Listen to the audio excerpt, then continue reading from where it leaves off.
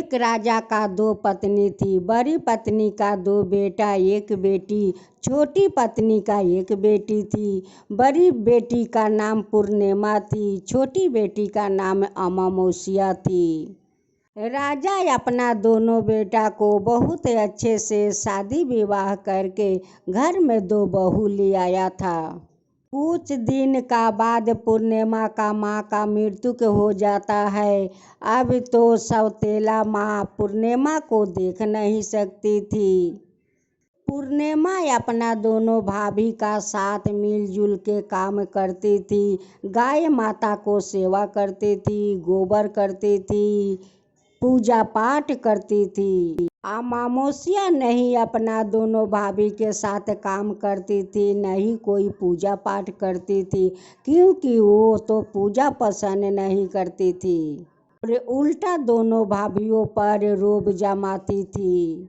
छोटी रानी पूर्णिमा को देख नहीं सकती, क्योंकि पूर्णिमा सारा दिन काम करती, उनकी कपड़ा तक गंदा हो जाता, इसलिए उस रानी उन्हें पसंद नहीं करती थी। कहती थी कि सारा दिन कपड़ा का कितना गंदा बना कर रखती है, मेरी बेटी कितना साफ सफाइया रहती है।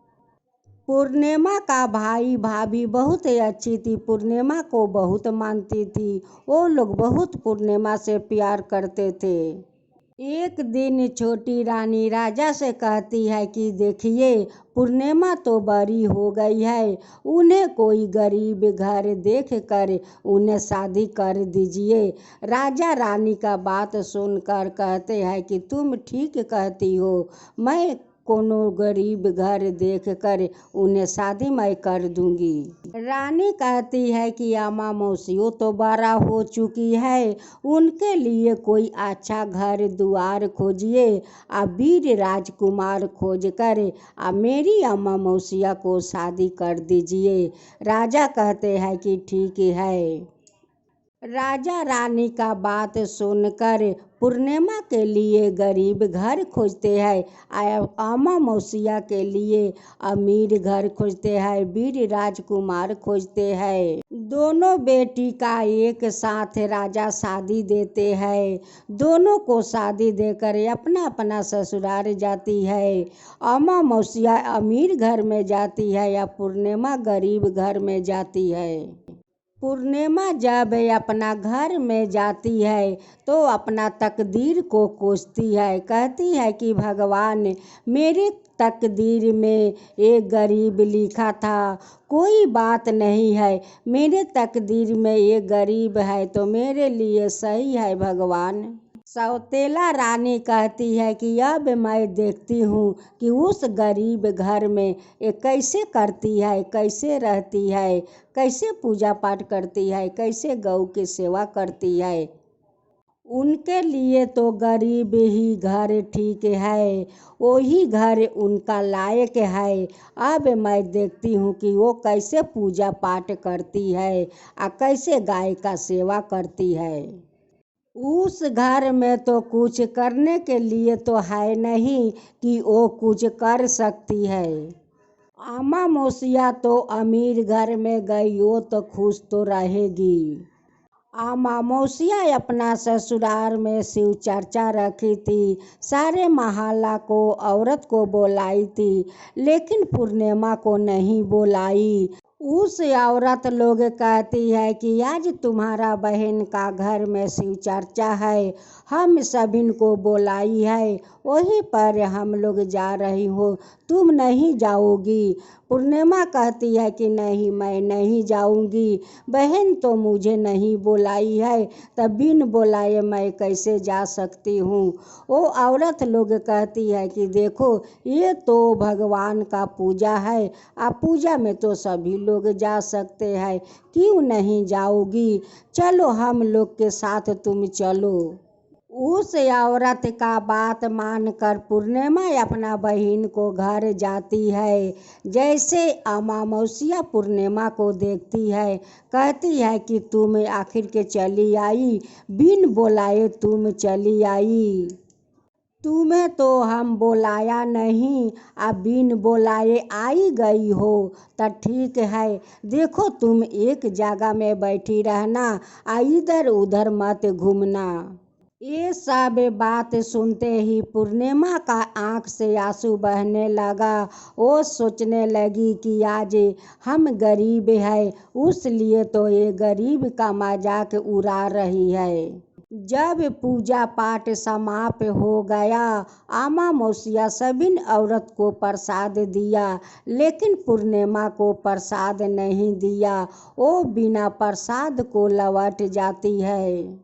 पूर्णिमा आंख से आंसू बहाते हुए सोच रही है कि मैं घर जाऊंगी तो मेरा बच्चा लोग तो प्रसाद मांगेंगे कि माँ तुम तो मौसी के घर गई थी, प्रसाद दो मुझे खाने के लिए, तो मैं अपना बच्चा लोग को क्या दूंगी। पूर्णिमा सोचती है कि क्यों नहीं महके जाकर अपना भैया भाभी से मिल लेती हूँ, तब जाकर अपना घर जाऊंगी।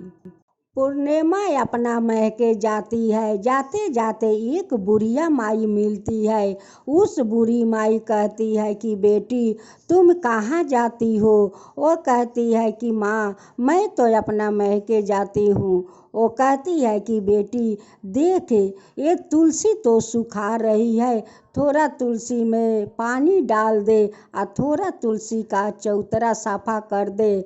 वो पूर्णिमा जाकर तुलसी माँ का गाछ में पानी देती है, चौतरा के साफ सुथर करके पूजा पाठ कर लेती है और उस बूढ़ी माई को स्नान करवा देती है।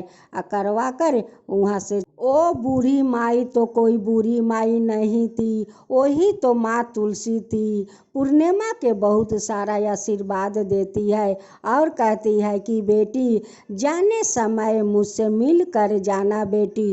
वो कहती है कि ठीक है माँ। फिर वहाँ से कुछ दूर जाती है तो एक भोलेनाथ का मंदिर मिलता है। उस मंदिर के सामने एक बूढ़ा बाबा बैठे हुए थे। उस बूढ़ा बाबा कहते हैं कि बेटी तुम कौन हो, तुम्हारा नाम क्या है। वो अपना नाम बताती है कि बाबा मेरा नाम तो पूर्णिमा है। वो कहते हैं कि बेटी तुम कहाँ जाती हो। वो कहती है कि बाबा मैं तो अपना महके जाती हूँ। वो बूढ़ा बाबा कहते हैं कि बेटी देखो मेरा मंदिर पर कितना सारा गंदगी फैली है, थोड़ा मेरा मंदिर पर साफ कर दो। पूर्णिमा जाकर सारा मंदिर साफ कर देती है, पूजा पाठ भी कर देती है। उस भोलेनाथ उन्हें बहुत सारा आशीर्वाद देते हैं। फिर वहाँ से कुछ दूर आगे जाती है तो माँ काली बूढ़ी का रूप धारण करते हुए बैठी हुई थी। वो कहती है कि बेटी तुम कहाँ जाती हो। वो कहती है कि माँ मैं तो अपना महके जाती हूँ। वो नाम पूछती है, पूर्णिमा अपना नाम बताती है। वो बूढ़ी माई कहती है कि देख बेटी मेरा मंदिर में तो कोई पूजा करने नहीं आता है, देख मेरा मंदिर में कितना सारा गंदगी फैली है, बेटी थोड़ा साफ कर दो। पूर्णिमा जाकर मंदिर को सफाइया करती है। वो माँ काली का पूजा पाठ करती है। माँ काली उन्हें बहुत सारा आशीर्वाद देती है। फिर पूर्णिमा वहाँ से कुछ दूर आगे जाती है तो नदी का किनार पर एक बूढ़ी माई मिलती है। उस बूढ़ी माई कहती है कि बेटी तुम कहाँ जाती हो। वो कहती है कि माँ मैं तो अपना महके जाती हूँ। वो बूढ़ी माई कहती है कि देख बेटी इस घाट पर बहुत सारा लोग स्नान करने आते हैं, पूजा पाठ करने आते हैं। देख इस घाट पर कितना सारा जंगल लगे हुए हैं, इस घाट का बेटी तू साफा कर दे। पूर्णिमा जाकर वो घाट का सफाइया करती है, पानी लेकर सारा घाट धो देती है, पूजा पाठ माँ गंगा को कर देती है। तब जाकर उस नौका में जाती है तो देखती है कि फूल का गलीचा है, उसी फूल का गलीचा पर बैठ जाती है और पूर्णिमा अपना महके पहुँच जाती है। जब उनकी भैया भाभी पूर्णिमा को देखते हैं तो बहुत खुश हो जाते हैं कि पूर्णिमा तुम इतना दिन का बाद आई हो। भैया भौजी तो बहुत पूर्णिमा को देखकर खुशी थे। पूर्णिमा जाकर अपना भाभी लोग के संग मिलजुल के काम किया। काम करने के बाद भाभी लोग बहुत आदर सम्मान किया पूर्णिमा को।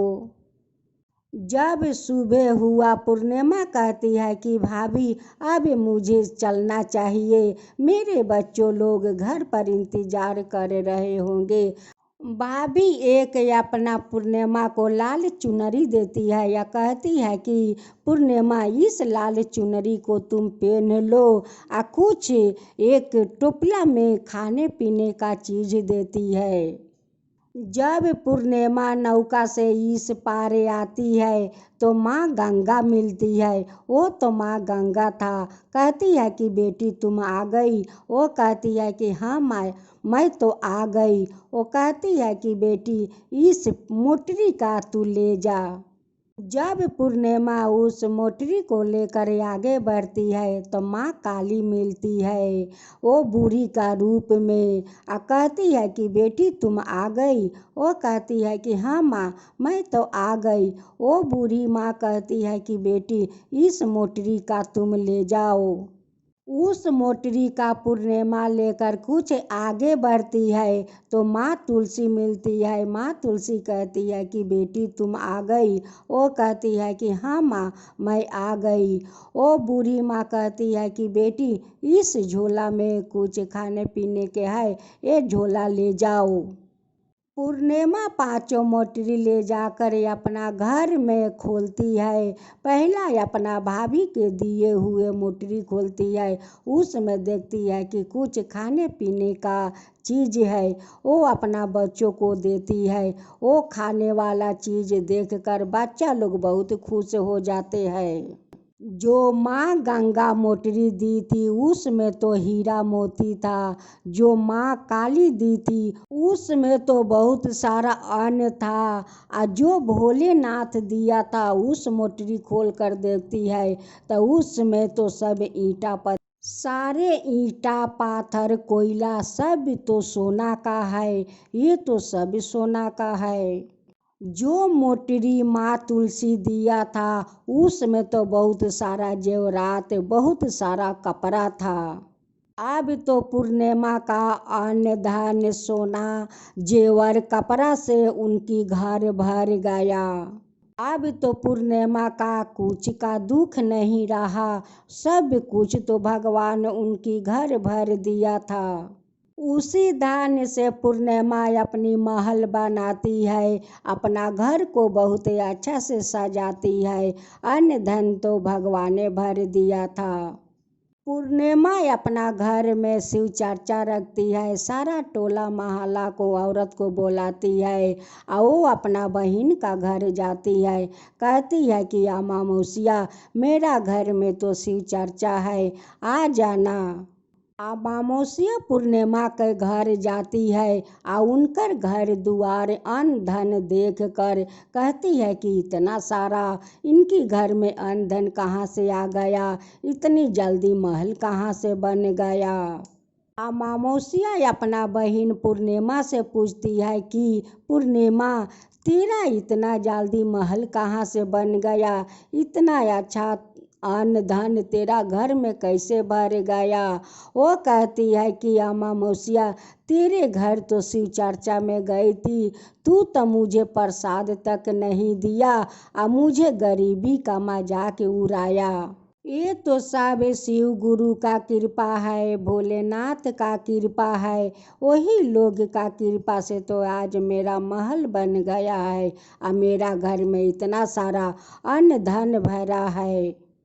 अमावस्या कहती है कि पूर्णिमा तू भी मुझे मजाक उड़ाना और मुझे प्रसाद मत देना।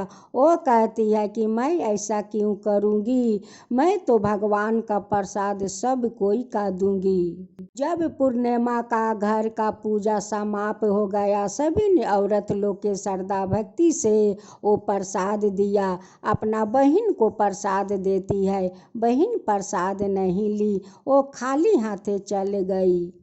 अपना बहन का घर से निकल कर अम्मा मौसिया अपना मैके जाती है।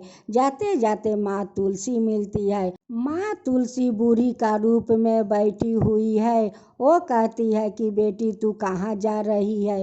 वो कहती है कि मैं तो अपना मैके जाती हूँ। वो माँ बूढ़ी कहती है कि बेटी देख तुलसी सूखा जा रहा, उसमें थोड़ा पानी डाल दे या चौतरा पर दे, कितना सारा गंदगी है, वो थोड़ा साफ सुथर कर दे। वो कहती है कि तुम नहीं देखती हो कि मैं कितना महंगी साड़ी पहनी हूँ, इतना महंगी साड़ी पहन कर मैं चौतरा जाऊंगी साफ करने। वहाँ से फिर चली जाती है। जाते जाते भोलेनाथ मिलते हैं। भोलेनाथ कहते हैं कि बेटी तेरा नाम क्या है। वो अपना नाम बताती है और भोलेनाथ कहते हैं कि बेटी देख मेरा मंदिर में कितना गंदगी है, कोई पूजा करने नहीं आता है, थोड़ा मेरा मंदिर साफ कर दे।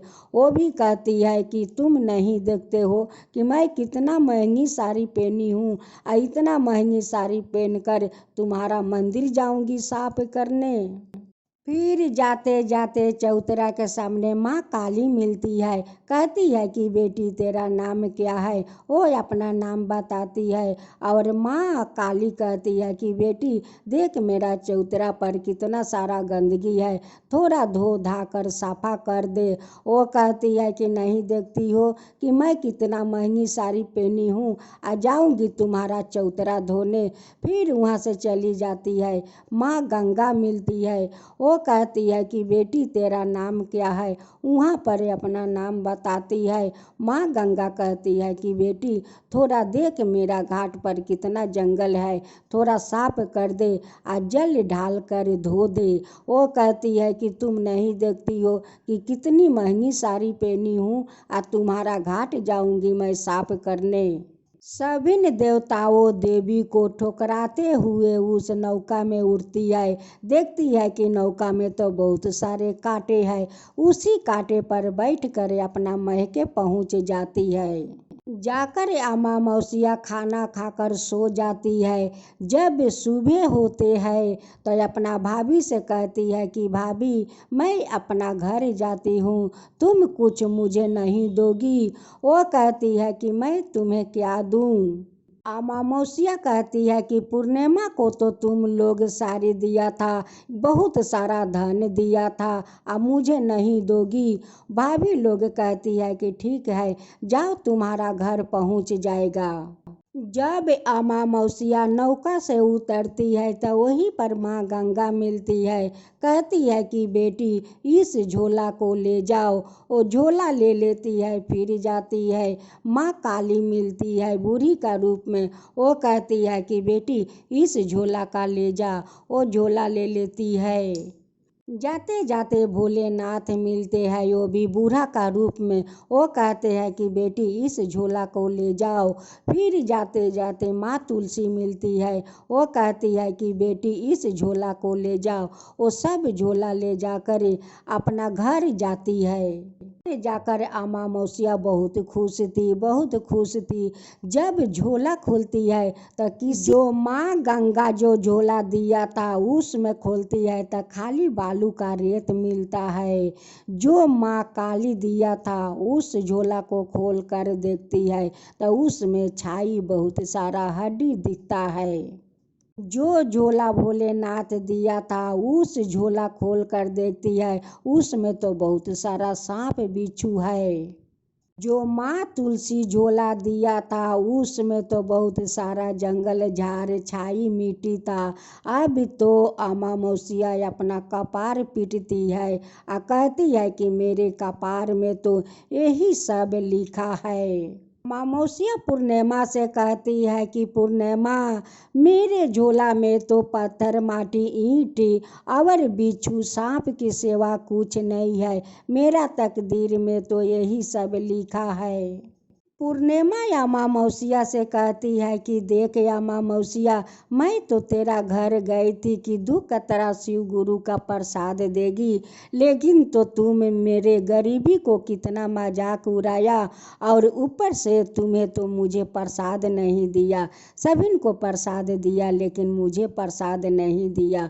मैं तो खाली हाथे तुम्हारा घर से लौट आई।